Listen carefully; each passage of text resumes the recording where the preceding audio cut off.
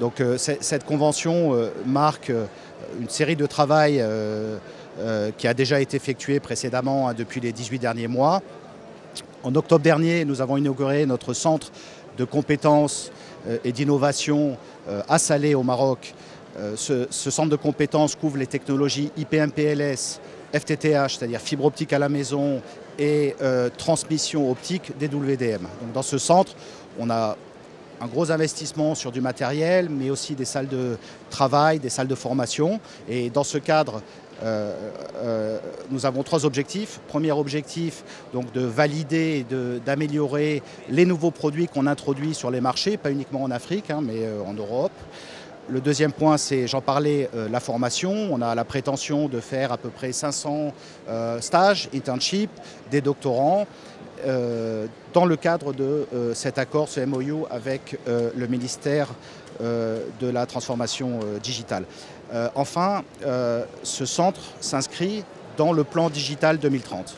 Donc Nokia prend sa part dans l'effort de la transformation digitale sur les grandes ambitions en termes de FTTH, les grandes ambitions en termes de 5G, de connectivité des réseaux, de connectivité des data centers et de l'automatisation des data centers. Oui, je viens de vous en parler. Sur une période donnée, on a la prétention de faire à peu près 500 stagiaires, d'accord ? Au niveau des doctorants, on est toujours en train de définir, en fonction des sujets, sur la cybersécurité, sur l'IA, en particulier inspiré et en lien avec l'initiative et le projet Al-Jazari du ministère. Et bien sûr, de toute façon, évidemment, on a la partie, vous savez qu'il y aura la Coupe du Monde, bien sûr, en 2030 ici au Maroc. Donc les ambitions, en tout cas pour le Maroc, c'est d'inscrire sur la sécurité des données, la capacité de gérer les contenus, de les distribuer. Donc ça en fait partie, mais plus globalement, pour l'Afrique en elle-même, c'est de participer à la transformation digitale.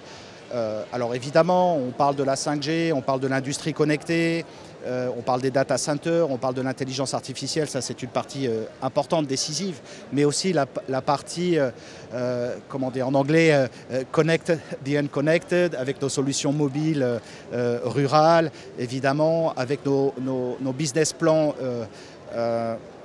innovatifs, où on veut amener l'Internet haut débit dans les zones reculées, dans les townships, dans ces endroits-là. Donc ça, ce sont ces ambitions en parallèle à plus moyen terme, je dirais.